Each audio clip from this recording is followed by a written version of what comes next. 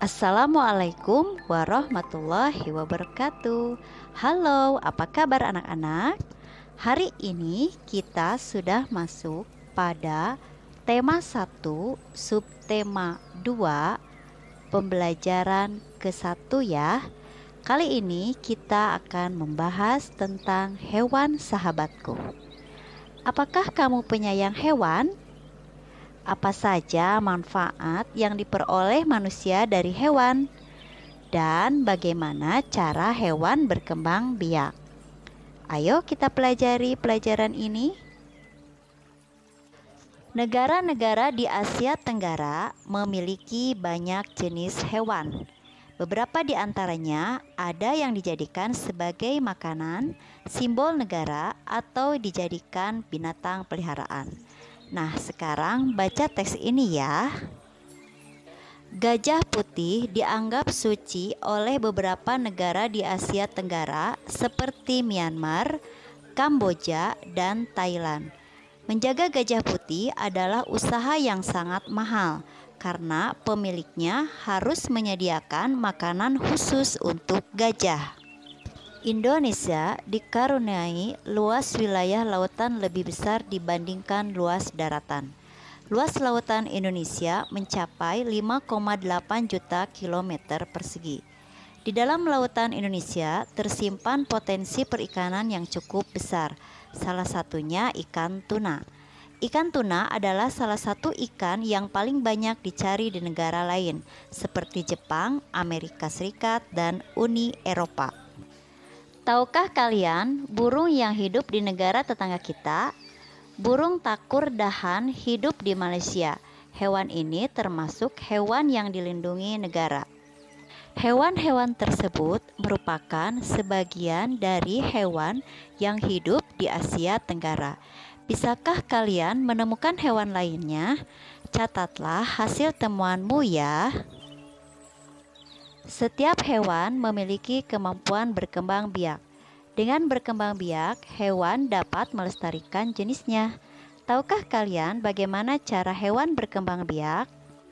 Hewan yang berkembang biak dengan cara bertelur disebut ovipar. Contohnya ayam dan jenis burung lainnya. Dapatkah kalian menyebutkan hewan ovipar lainnya? Selain bertelur, ada juga hewan yang berkembang biak dengan cara melahirkan.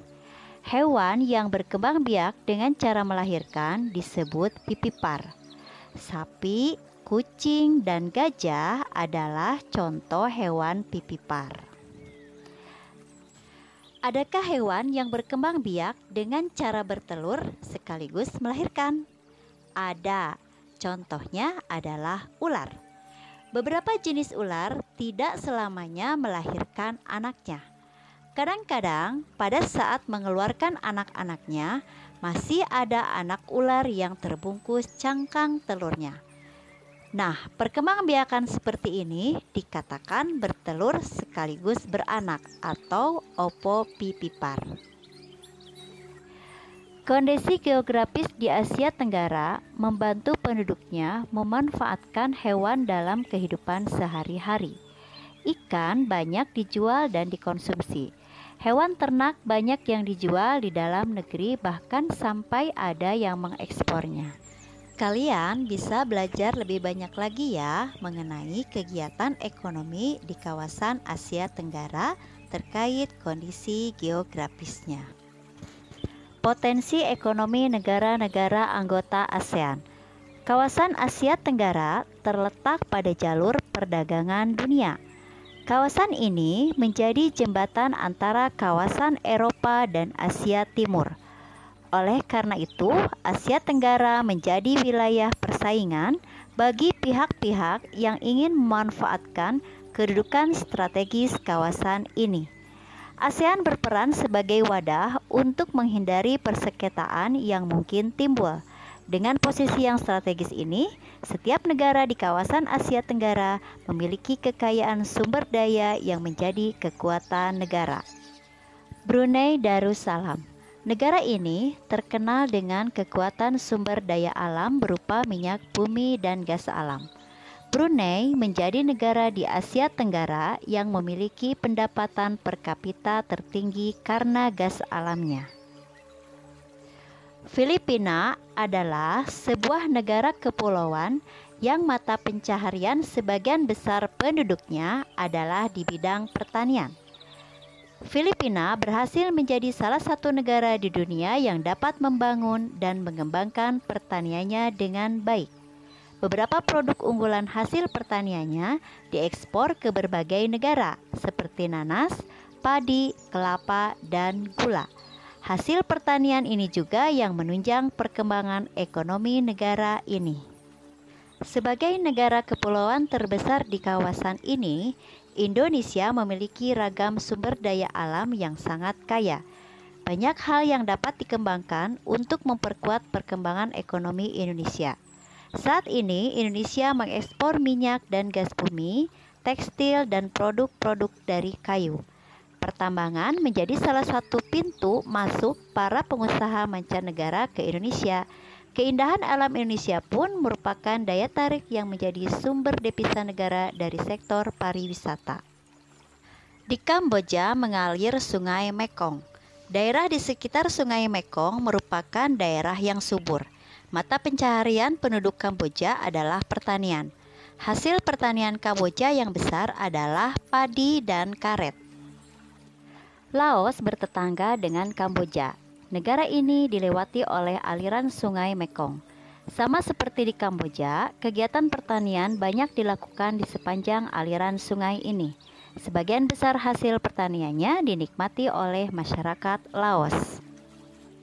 Kegiatan ekonomi utama penduduk Malaysia adalah di bidang pertanian, pertambangan, dan perindustrian.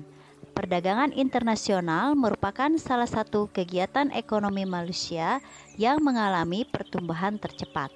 Peralatan elektronik, minyak, dan gas bumi diekspor ke negara lain. Produk dari kayu, minyak sawit, karet, tekstil, sepatu, dan bahan-bahan kimia diperdagangkan di dunia internasional. Mata pencaharian utama penduduk Myanmar adalah pertanian, perkebunan, dan pertambangan. Padi merupakan hasil utama dari pertanian di sana. Myanmar merupakan salah satu negara penghasil padi terbesar di Asia Tenggara. Singapura merupakan negara paling maju di kawasan ASEAN. Letak Singapura sangat strategis. Saat ini Singapura menjadi negara transit teramai di Asia. Thailand sering disebut sebagai lumbung padi di Asia Tenggara. Padi memang merupakan hasil pertanian terbesar dari negara ini. Selain itu, perkebunan, kehutanan, pertambangan, dan industri juga merupakan kegiatan ekonomi penduduk Thailand. Saat ini, penghasilan utama Thailand adalah sektor pariwisata. Keunikan bangunan budaya di Thailand menjadi daya tarik tersendiri bagi para wisatawan mancanegara.